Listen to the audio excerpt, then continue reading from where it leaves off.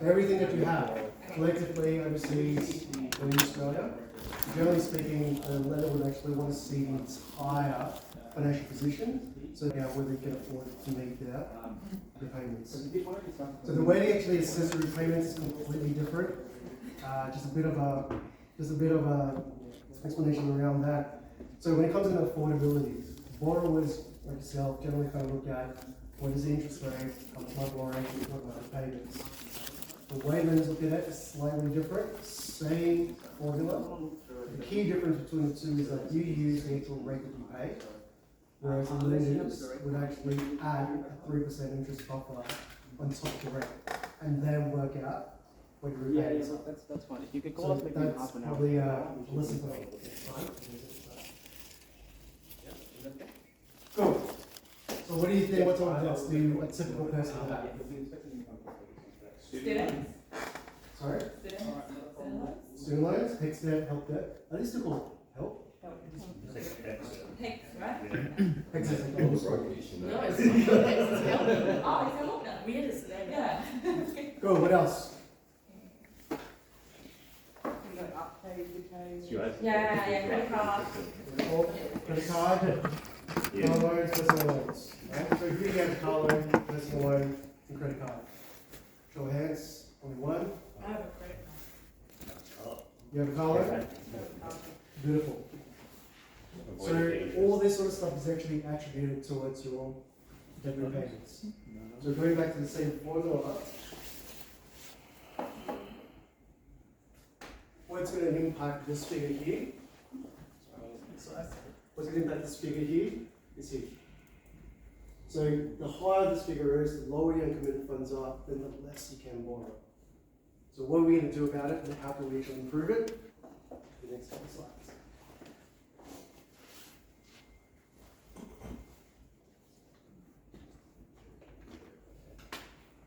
Cool. So these are the actual debts that's actually the lenders actually look into. Things like credit cards, do buy now, pay later, personal loans, HECS, fund loans, car loans, and ATM debts. Now, credit cards are a little bit of a funny one, a bit of a tricky one.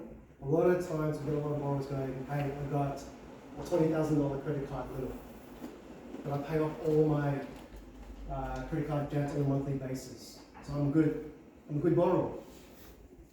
Is that fair to say? Excellent. Of course. Now, that's not how they actually look at it. Unfortunately, the way they look at credit cards is based on the credit card limits. So how that actually works is that they apply what's called a deeming rate. Can I draw this? Can I work this out?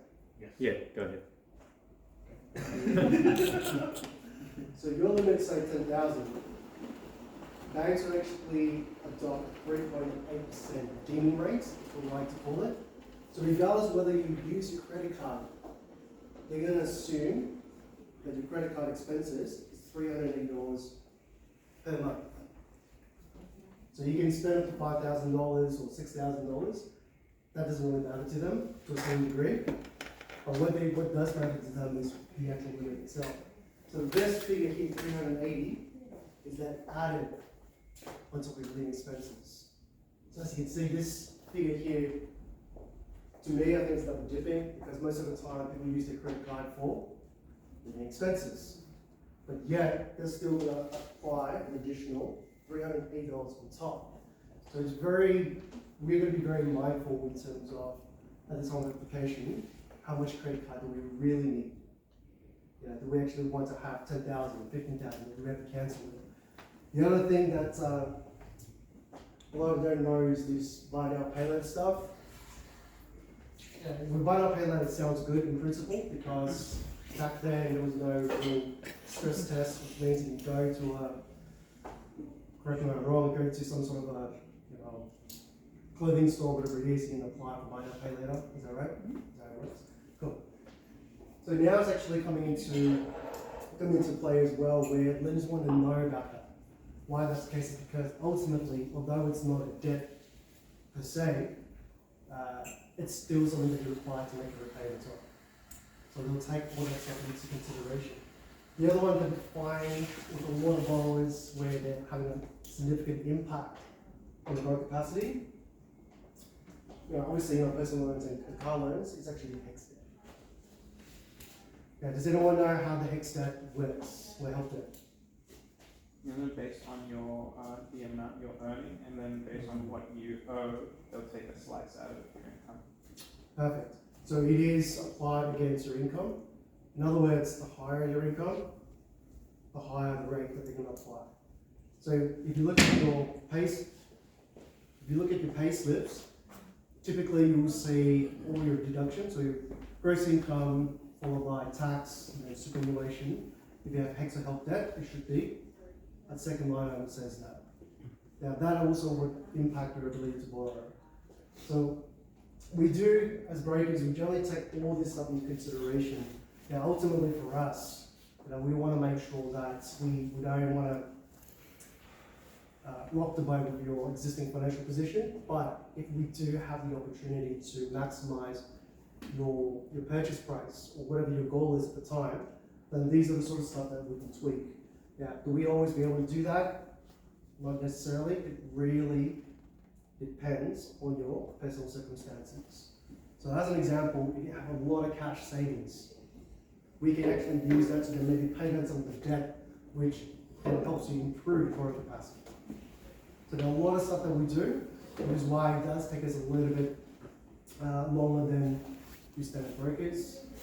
Who here have actually spoken to a broker aside from us? So,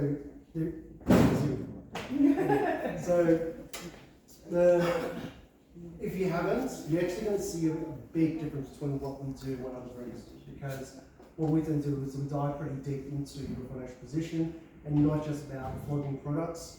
It's more about getting a better understanding about where you guys are financially, what we can do, and what we can tweak, and then put together a strategy that helps you achieve those, buying goals or refinancing or whatever it is. Beatrice really got looked after. Beatrice is 9%. Sorry, I like. Just unlock it. Unlock it, yeah. Just unlock your laptop.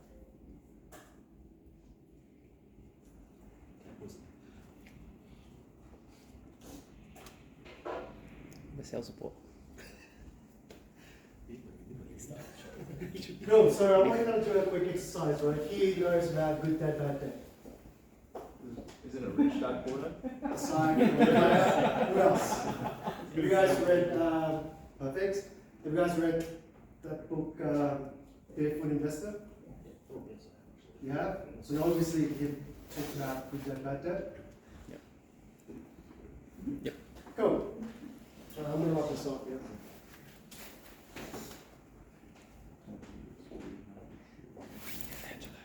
Where's the... You're right. Switch that. It should be this somewhere. But You guys see down here? Yeah.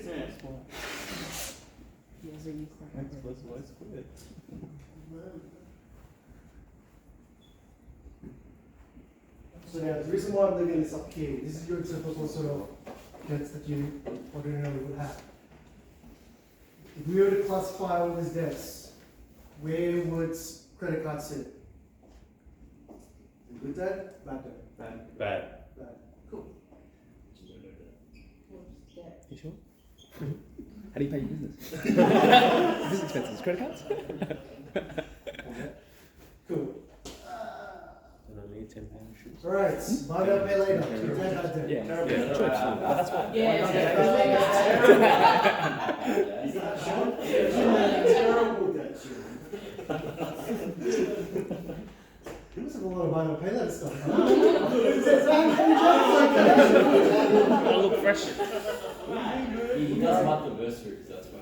Personal loans. Good debt, bad debt. Leave me alone, man. Personal? Personal loans. So good debt or is that bad debt? Bad. Are they all bad debts? I'm asking you to get a feel for what do you guys think? HEX and help. That's a good debt. It's a good debt? Good debt. Right, okay. Depends what you use it for. Good point. Home loans. Depends how much equity you have. That's a good debt. That's not a question. Is it a good debt or bad debt? Good. It's a good debt. If the equity is good, then yeah, it's good. You can Okay. borrow more. Okay, so it's a good debt. Yeah. Can we all agree it's a good debt? Yeah. Okay. Yeah. It's an asset. Alright, good.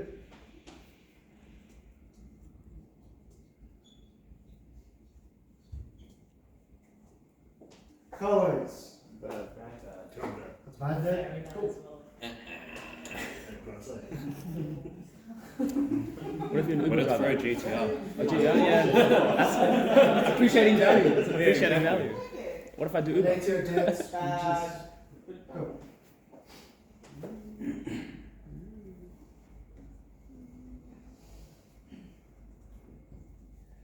So traditionally, this is what good and bad debt looks like, right?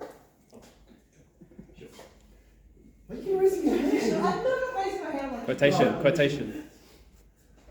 Now, what I want to kind of actually help you guys understand, and again, there's no right or wrong to this, but for me, the way I look at debt, it's always going to be just an instrument. It's actually how you use the debt to classify good and bad debt. I'll give you a good example. Credit cards, right? Generally speaking, everyone says credit cards, it's bad debt. Why? Pay 20% interest, yada yada yada. So what if you're in a situation where you get a credit card, you make all your purchases, you get your reward points, and you pay off your credit card on a monthly basis, which means you pay 0 interest, but yet you're accumulating credit points. Convert that into a trip, buy groceries or whatever it is. In that set of circumstances, is that good debt or bad debt? Good. Cool. I can't even see much of a minor payment. No. Sorry, Sean. You need to see a bunch of Nick, I've got a question just for, because I know a lot of people are using the buy now, pay later. Yes. So I guess, is it only bad if you have remaining repayments that are unpaid, or is it okay if that's back in history? Well, the buy now pay later is, I'm going to be answering your question right now. Buy now pay later is actually very similar to a credit card, really. Because what they do is they'll give you the products, you just pay in installments. So once you pay in installments, like really there's not a whole lot of fees, which means that you'll be able to kind of use your product for something else. To me, I don't really like buy now pay later, which I explained to you around the credit score stuff later on.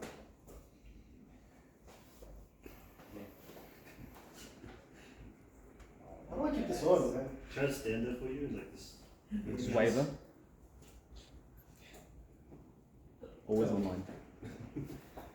Yeah, but look, essentially, buy now pay later again, it's still at the end of the day a debt instrument, right? It's just how you actually use it. Car loans, again, people usually think, don't spend a lot of money on, you don't spend a lot of money on cars, but if you do, when you use a car loan facility, everyone thinks that it's bad. But the reality is it's not bad, because what if you need a car for your work? If you don't have a car, you can't work, right? So, to me, again, would that be considered as a bad debt? But we spend, how much did you spend on the car? Yeah, true. Assuming that you spend something reasonable that actually works for you. For example, tradies. You need to get a youth, you need to get income finance, and all this kind of stuff. Without that, they can't earn an income. So under that set of circumstances, is that good debt or bad debt? Good debt. And lastly, ATO. Alright, so let's just go down to the other side. Hex. Everyone agrees before Hex is a good debt. Yeah, you can tell me more about that. But someone It's got a big was hole. screwing out, Oh, definitely. Fortune. depends what you use it for, right? So ordinarily, Hex is actually a good help debt because it allows you to upskill yourself, be able to find a better job, etc., etc. But what if for a lot of people that goes through uni gets these sort of Hex debt, but then they don't end up using it? They end up becoming something different. Just going to throw out the course, so under those circumstances, is that a good debt or a bad debt? Because you're still paying for it, but you're not able to utilize it. Is it a good debt? It's a bad debt. Situational, right? Good point. So I'm going to kind of tie everything back up together.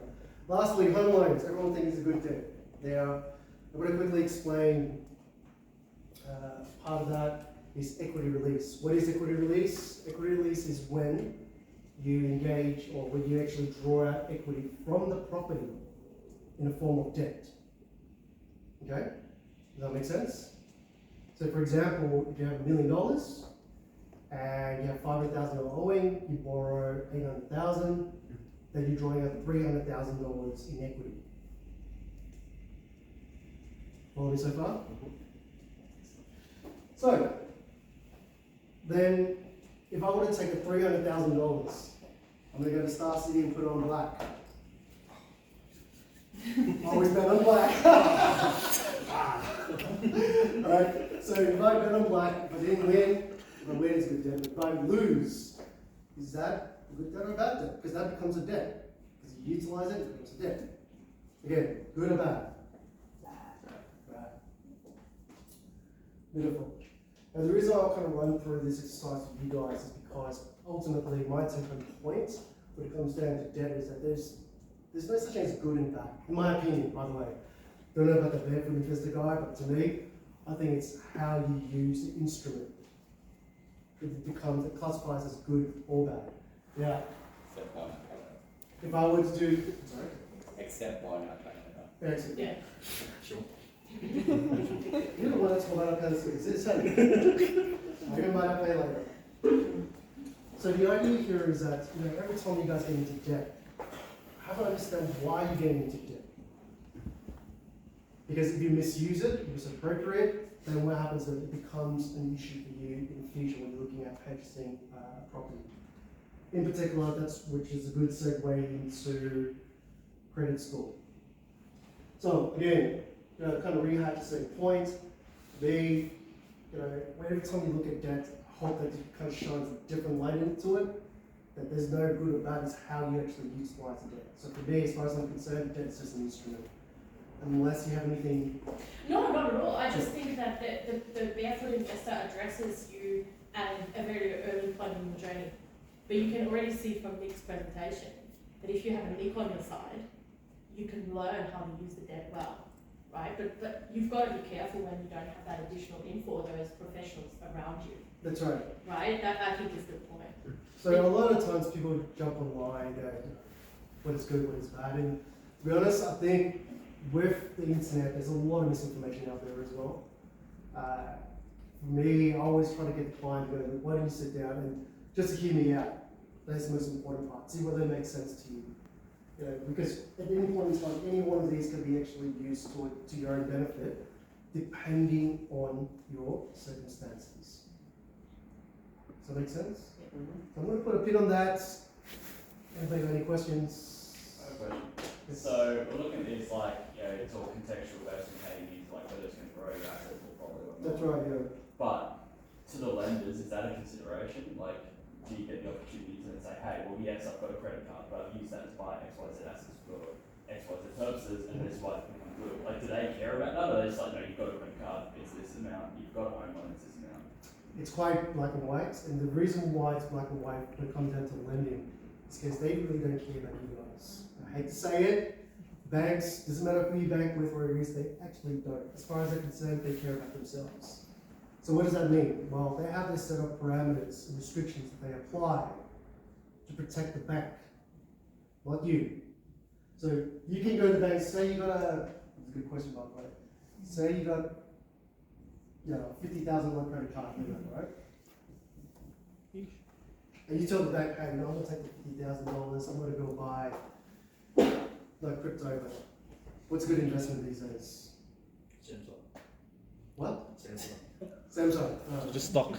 Stock, right? You go back and say, hey, look, this money is actually used for investment, help me build up wealth, and I've been getting dividends, yada, yada, yada, so on and so forth. But who's to say that you're actually going to take the $50,000 and not put it on black and Star City? Because they can't verify what you're actually using the funds, they're going to look at it from a worst case scenario. So the banks, when it comes into lending, we call it servicing, but the reality here is that it's a stress test. To go, hey, if I were going to lend you money, if I were to lend you money, what are the chances of you defaulting? Now, this is all coming part and parcel of responsible lending as well, which was introduced about 5 years ago. And why that's actually important is now things are getting a lot more tighter. Going back 10 years ago, 20 years ago, it was a wild, wild west. You know, we were literally paper pushers where we just plug the application in and you get your approval within 1 or 2 days or whatever it is. Now, it's a little bit different. You know, the lenders want to know everything that you do. Some of them will go as far as asking for your bank statements. Which reminds me, bank statements. Before you guys apply for a home loan, if your friends are transferring money to you, speaking mainly to the guys or to the girls, do not put in stupid descriptions like, I don't know what do not put in stupid descriptions like, I don't want to say it, I actually seen it, but you know, okay, everybody else here, okay? Things like, Just sexual stuff. Or yeah, anything. exactly, all the same Anything stuff, like that. right? That's Yeah. an investment. It counts. Blackmail payoff. I've actually seen one that says, you know, your mother, Yeah. So do not do that. Funny enough, as much as it's a bit comical, when it comes between mates, I actually had a lender pull me up. It says, sorry, we've reviewed your client's bank statements and we don't feel too comfortable in lending to this particular client. Naturally, I'll question why, because it's my job to make sure that I can get across the line. And he came back and said, well, based on his past transactions, it's not in line with our value system.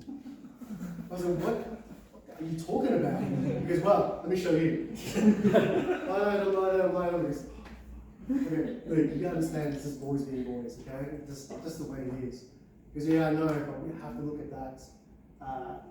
We have to take it into consideration, basically. Long and short of it is, I was able to turn it around because I have to tell my client, you guys stop doing that. Because he will, you know, some people will pick it up. So again, fellas, if you are going to be applying for home loans, make sure the description be PG, right? Or something that makes sense. But so how far back do they check so the boys know when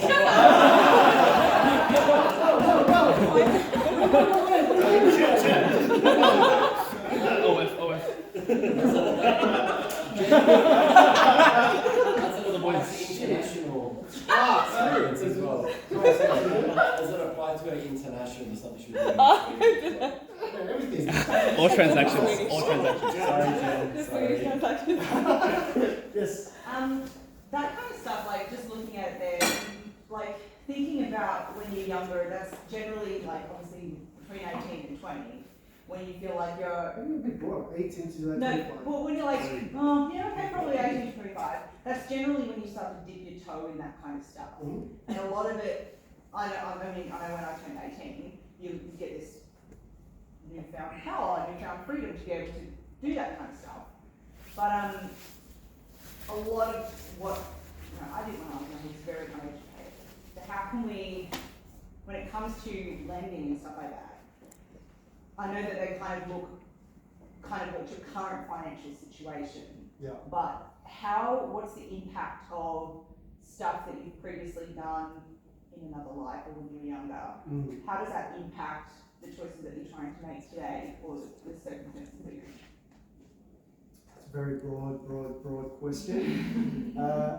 Look, this is the reason why you have to speak to a broker or an advisor, because they understand all the intricacies of lending. What do banks actually look for?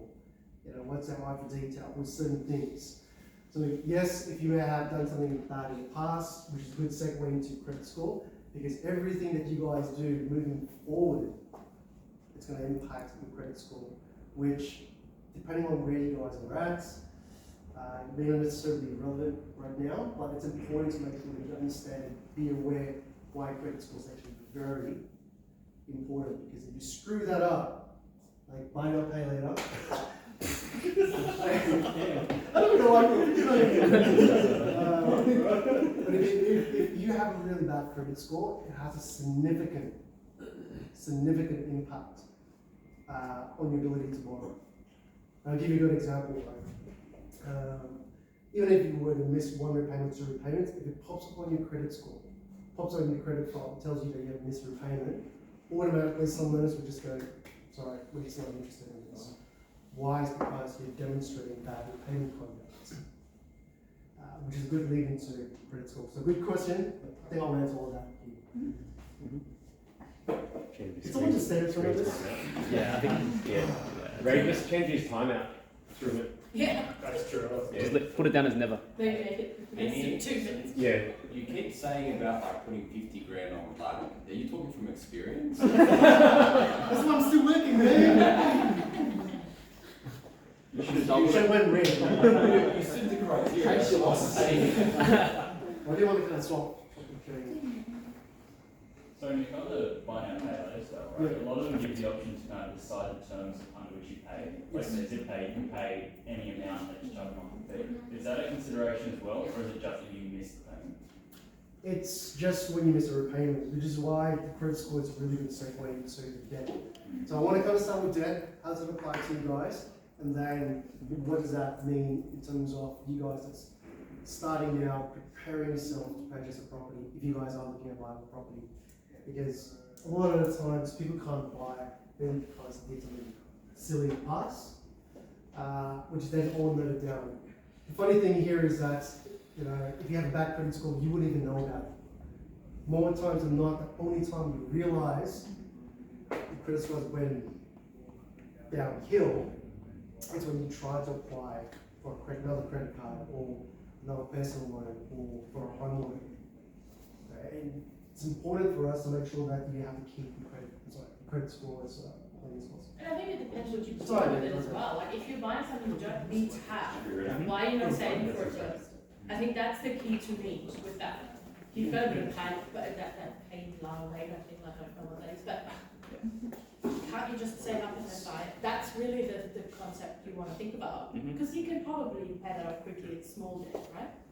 You can get rid of it, but try to get yourself into the habit of thinking, when am I ready to let go of those sort of less necessary things and start to really think about building proper assets?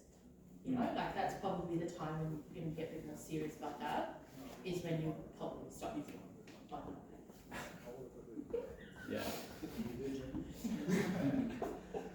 All right, credit score. So why is credit score important? As you can read on the thing, but like in a nutshell, credit score is important because that's what lenders would use to see whether you're a good borrower or a bad borrower. Then typically what happens is that they'll use credit score to assess your lending risk. High means that you're obviously making your repayments on time, which also increases your chance of approval. But more importantly, it actually influences the interest rate. So just because you have done something silly in the past, can we help? Absolutely. But you're not going to like it. That's the issue. The difference between a bad and a good could be, from an interest rate perspective, between 1.5% to 2%. So the question is, do you want to pay 2% extra, or do you want to pay what the market rate is? Typically, you want to pay the market rate, right? And this is the reason why I thought it was a really good topic for you guys, is because again, you guys are just starting to kind of get the hang of your finances, this and that. Just make sure that you don't veer too far away from it. Mainly because if you do, you don't know about it, you haven't done anything to kind of put it back in line, you're going to have a lot of issues in the future.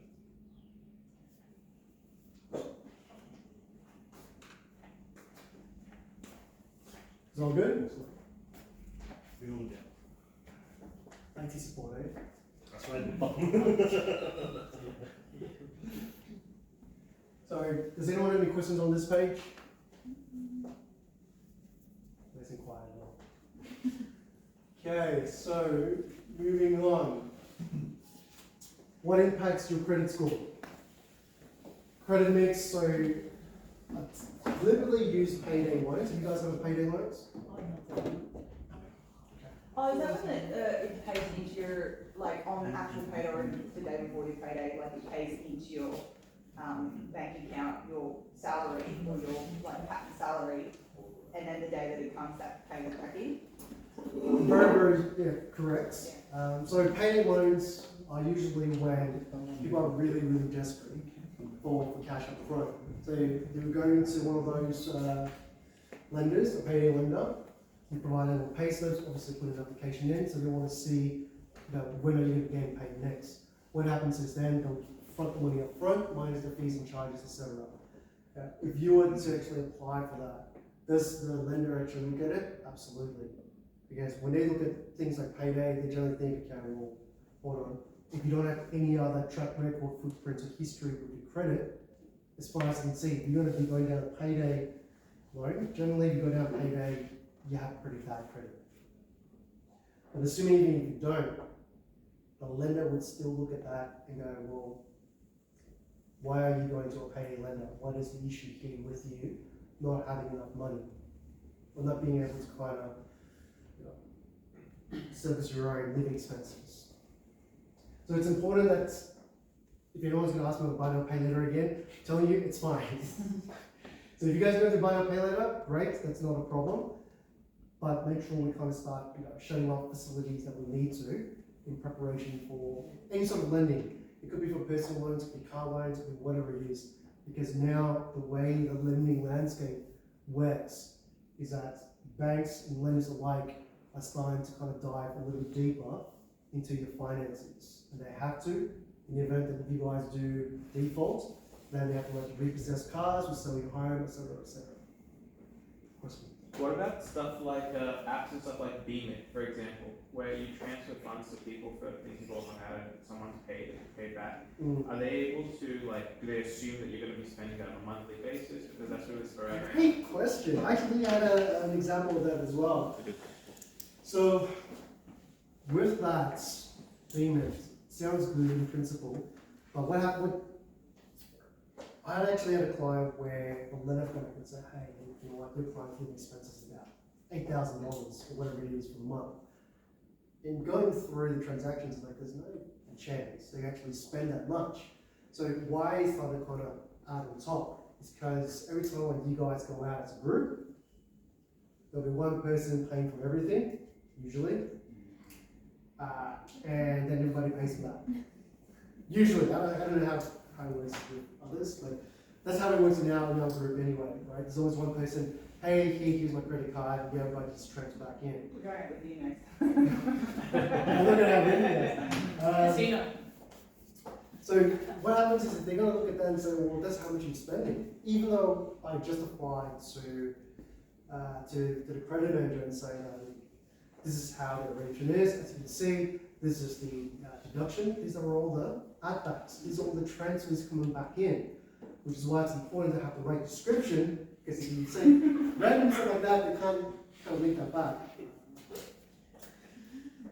So going back, it's important that you are going to be applying for a loan. Again, try not to be the person to kind of pay for everything, because sometimes then we just go, well, how am I supposed to know that's not your true living expenses?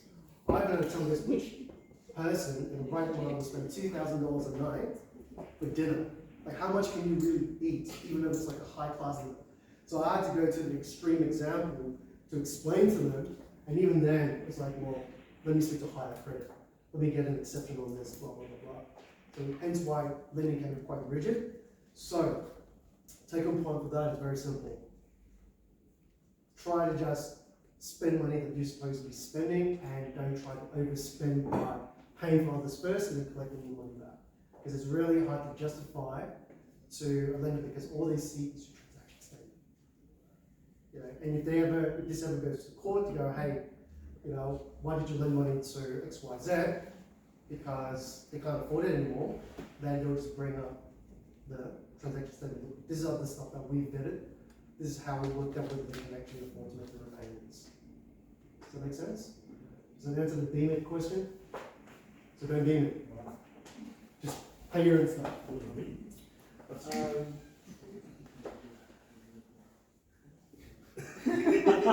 going on, Sean? You hear this little smile. You have a question? No.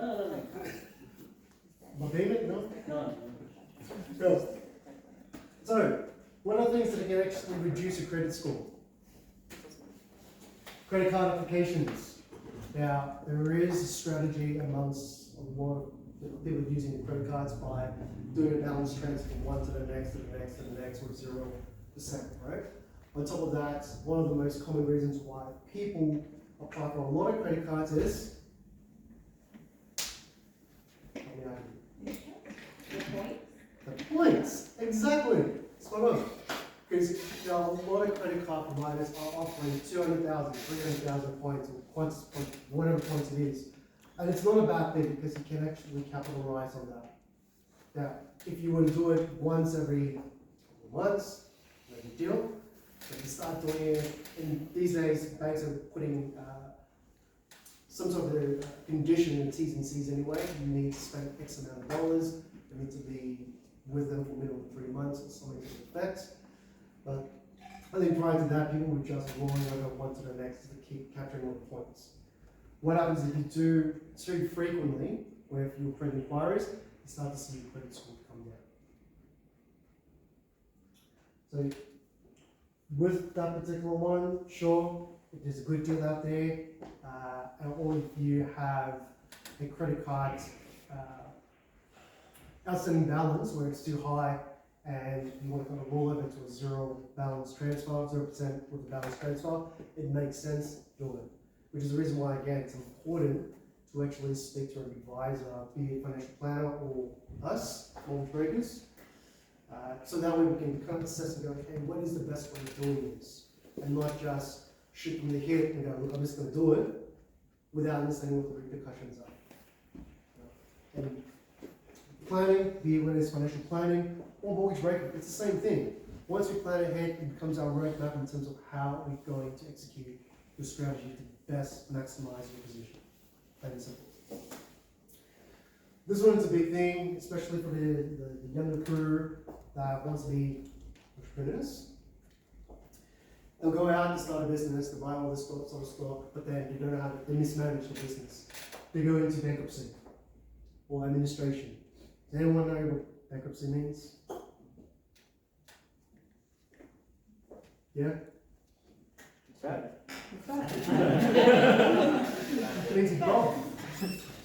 Okay, so why that's actually important is because if you have a bankruptcy and you note it on the credit report, it stays there for 7 years. So which means that anytime you submit an application, the lender will organize a credit check. They look at it, you bankrupt.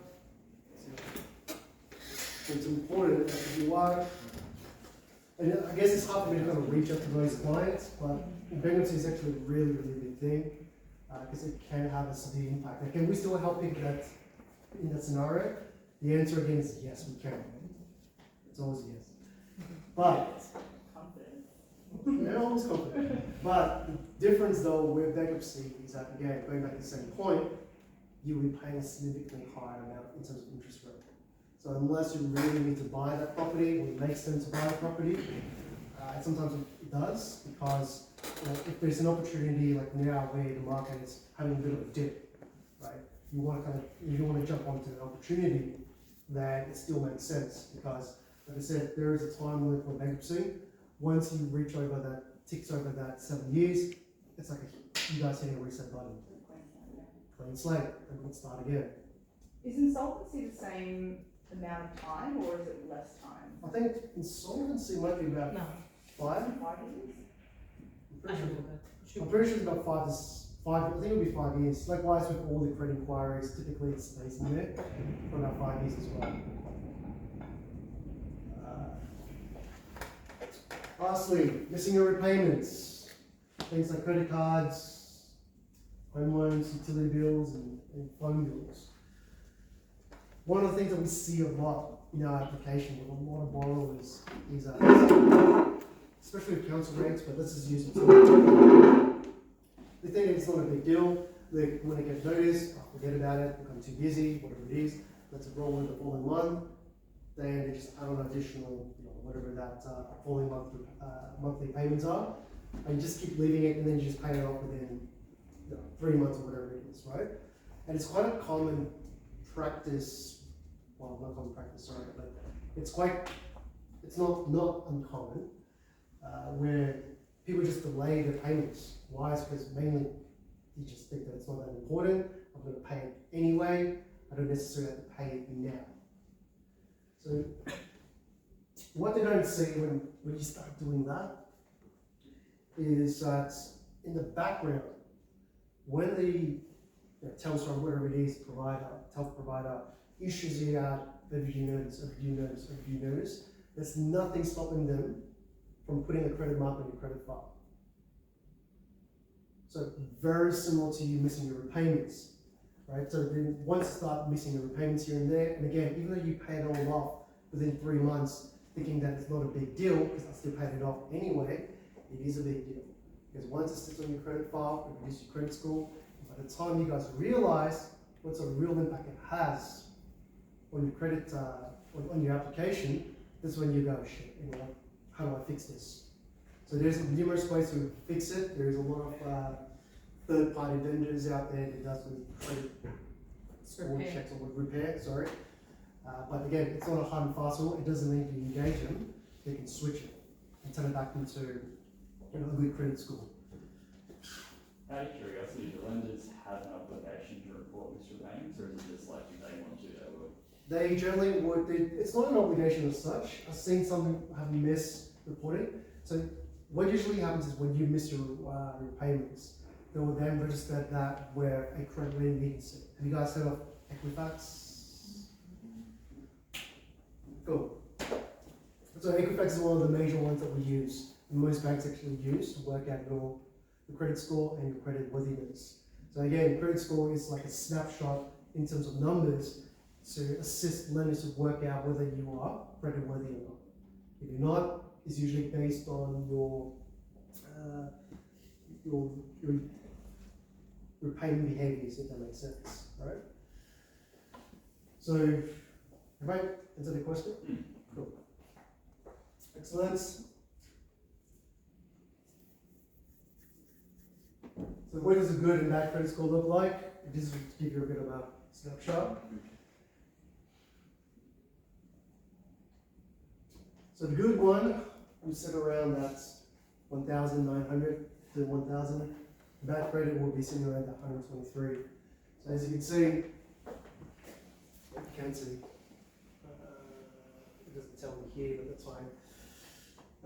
You know, typically a lender would only consider credit score that's above 500. Once you dip below 500, you're going to find it really, really hard.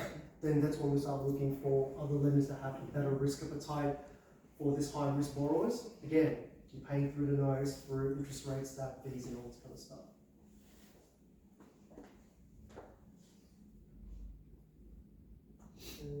And also, this is actually a good testament as well to kind of understand that having a good advisor be on board and happen early, so that way we can guide you early, be it financial planner or mortgage broker. Because once you kind of get into this bracket here, this range, it's going to be really, really tough to go back up there. It will take months, could be years. And the reason and how it actually goes back up there is when you start making your repayments on time. So this entire report hinges quite heavily on your repayment conduct as opposed to anything else. Cool. Alright, I'm going to quickly wrap this up. So, how to maintain a good credit score? Probably have to take notice of that. Pay your bills on time, no brainer. Okay? So, yes, if you're going to be 1 or 2 days late, it's not a big deal. But just make sure you're not late for 2 months, 3 months, 6 months. That's when the credit provider will get a little bit annoyed, and then I'll put a mark on your credit score. Monitor your credit reports regularly. You can probably do it on a yearly basis through Equifax, etc. I think they do it for free. So if you're keen, just jump on Equifax and request one just to see where you guys are at. And you know what? I would probably suggest strongly for everyone to at least check it periodically, at least once a year. The reason why that's important is because it would also capture if someone has actually used your details to apply for other loans. So there's a lot of fraudulent activities that we have seen through requesting a credit report for our clients. And if there is actually some fraudulent activity, etc., we have to fix it straight away. Okay, so again, if they're going to be offering you a free review once a year, you might as well use it. It's Equifax. Let me know any questions. Obviously, we'll talk about this. Avoiding too many inquiries. So again, they're going to trigger happy. In other words. This is actually an interesting one. Update your contact details. What do you think I'm referring to when it comes to that? All your banks and your current or all your. Yep, the address, but maybe to who? You make some. Can I have a show of hands who's actually renting at the moment? Renting. Renting? Sure, it's you. Cool. You're renting? Yeah. What are you leaving your mom?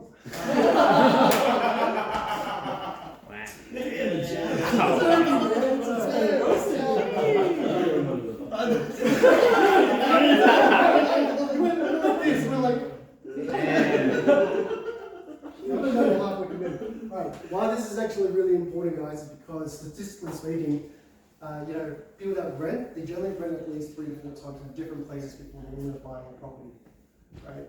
So, what does that mean? Well, if you don't actually update your details, where do you think your gas bill is going to go? Where do you think your phone bill is going to go? I know someone say a lot of these bills are set online.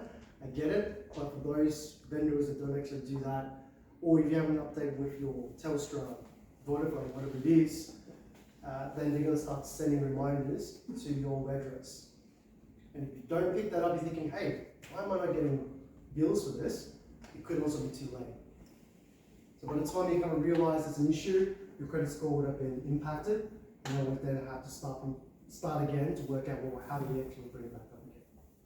So this one, I think more relevant for you guys, is make sure you always update your details with any direct debits that you have. Because if you don't, if you can't notify you, can't send it to you, they're not going to come looking for you. They're just going to go, yep, cool. And worst of all, they may even send your bad debt to a third party, which is, what's it called again? Debt collectors. That's it. Debt collectors. So you don't want a debt collector come chasing after you. Yeah, very nice. I'll just add on to that while Nick does that as well with the updating your contact details. It's very important because if you are missing your bills, you won't get them. Even if you're calling someone and you're like, hey, I never got any letters, I never got any bills, like you can't do this. They're not going to care. At the end of the day, they're going to be like, where's my money? So just make sure you do update your contact details. It's very important. Correct. Cool. Q&A. Any questions? Chong? I've got a question. So if I'm looking to buy a home loan and I have a credit card, what if I have another credit card that I don't use? Does that make a difference if I want to buy a house? I don't know. I don't know why you have It was in my head too, like for the bill. So I have one that I use all the time, but I have this other one that I don't use anymore. Yes. Does that make a difference? Yes, it does make a difference. So kind of going back to what I was explaining to you right here, is that when the lenders look at your credit card, they almost never look at how they do look at the way you spend. For example, that's how you look at your living expenses. But in terms of how they look at credit card as a facility, they will always look at the limit.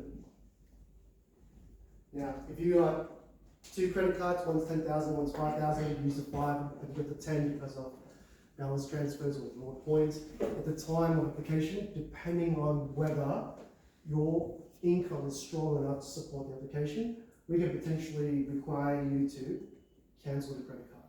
Automatically cancel the credit card would improve your borrowing capacity. Any other questions? What if you get a credit card to pay off another credit card, and pay for a credit card? Yeah, cool. Actually, that's a really interesting one. It's called debt recycling. So when you're using debt to pay off another debt, you're not actually getting any better. Worst thing that you can ever happen. Actually, there's a good segue. I'm not trying to pick on you. No, sure. It's actually short. It feels like right now. I can't Asking for a friend. What's the biggest question that For a friend. one of the things that I want to quickly touch on before I wrap this up for you guys is the buy now pay later stuff. So this is what we're seeing. Before buy now pay, I think buy now pay later is starting to kind of come into the fall, where the same sort of requirements as a bank. Right, so they need to do their due diligence before they can start issuing for a facility. But prior to that, buy now, pay later was pretty much running on its own. What does that mean? It means that you can go, you can do with Afterpay, ZipPay, All the heaps. Klarna. so Afterpay, Afterpay, ZipPay. ZipPay. I wasn't sure about Use all of this. Klarna. Yeah, that's a good one. Klarna, step one, one What is pay. it? Klarna. Klarna. With a K, K-L-R. Humpty, PayPal is doing it in comments now as well, yeah. I think even CBS launching their own. Yeah, Klarna. Dealing with Klarna. So Step A. what we're seeing in some of our applications coming through is that because this is not regulated, in other words, you potentially go to one place for an Afterpay, another for ZipPay, and another for PayPal, kind of goes out the way. What does that mean? Well, a lot of people, when they can't afford certain things, what do? They go Afterpay. Now, I've got an Afterpay facility. I'm still not making enough income. Could hardly pay for my debt. But I really like this dress. Ooh. Right? Or sneakers. Sneakers. Yeah, if they can't afford it, what do? Again, they will then go look, I want to use ZipPay to pay for this. Great, no worries, I'll sign you up. Then you find another item that you really like, that you know you can't afford, but then these guys are all giving it to you. So what you effectively are doing is that because it's not regulated, you're actually creating debt on debt on debt on debt, which you have no means of paying for. So what will happen is that within 1 month, 2 months, 3 months, this entire buy now pay later, which is very, this is on a serious note, it's very important, it's going to start imploding on you. It's because you just can't afford to make the repayments. Then people will start going to personal loans. Then if they turn around and say, well, you can't afford it, that's when people start going to payday to try and make the repayments. And then, worst case scenario, when it all comes crashing down, they may even bankrupt you. But more likely than not, they probably won't. But I've seen it happen before. So be careful with the buy now pay later stuff because, like I said, it's so easy to get. And just because they don't actually assess the way whether you can actually afford it, you are actually just creating debt on top of debt. And then once Yeah, I have a question. oh good. I got told that buy now pay later is bad because you're doing a whole bunch of micro loan inquiries. Sorry, say again? You're doing a bunch of like micro inquiries to take up a loan basically. And when that accumulates and you're constantly doing it for small debts, it is bad on your credit score. Not necessarily. I haven't had any sort of experience with issues with this. The only time I see this becoming an issue is when people can't afford to make the repayments, or if people try and come to me and say, hey, I need to consolidate my debts because I just can't afford it anymore because of all these repayments that's coming out. On top of your rent, on top of your mortgage, on top of the car loan, on top of your living expenses. So something has to give. Remember exactly, they just left already, I don't even know. But, you know, Jazz and Ricky was saying that your income is actually quite static. Right? So yes, you can improve your income over time, but if your spending is a lot faster, more frequent than how much you can actually earn, your debt becomes an issue. So it's important to actually sit down and kind of work out, you know, your affordability is. That make sense? No. All right. Probably taking too much of your time. Lastly, just yes. Oh, sorry. Do you actually think it's a good idea, because there's a lot of content out there these days about using a credit card to build good credit score? Is that true or not really? It's true to a certain degree. I mean, most banks, I would actually say yes to that, to get some sort of credit card for a small amount, mainly because what you're trying to do is create a footprint with your credit score. If you're a blank slate, some lenders will look at that and say, well, I can't really assess this because I can't tell whether you can make your payments in time. The only exception to that then is that if you're renting and you ever miss your rent repayment, that could be a way to demonstrate that you are. But realistically speaking, if you know how to actually use this facility, like I said, to your own benefit, I would suggest to use it. Accumulate points, pay off everything that you need to pay off on a monthly basis. Convert those points into something that you guys can use, be it groceries or whatever it is. It's still free money at the end of the day for you guys. Because you're going to be spending that money anyway, right? So you may as well accumulate points with it. And then use that for your own purpose. So yes, in answering your question, it is good to have some sort of a footprint with the credit, your credit space. So that way the lender can actually see that you have been making your repayments on time. Do you get a default credit score if you've never had debt in your life? And You do get a default. Report. What's the default? Just 500 or is it like? No. Your default, I think, is about 8 or 900. But then once you start making all these inquiries, it's all stuff that you do. But if you miss your repayments, it actually jumps quite significantly. Cool. Anything else? Awesome. One last thing. We obviously offer, referral fees to any someone who refers back into the Rateseeker business. And our referral fee is $300. So if you've got family, friends, and whatnot that you think would be good to actually speak to us, let us know. Yes. Oh, he's lost cars over about. He's gonna waste my time. Cool. Alright, so that's it for me. Thank you so much for taking time to listen to me as well. If there's no other questions, I'll let you guys know.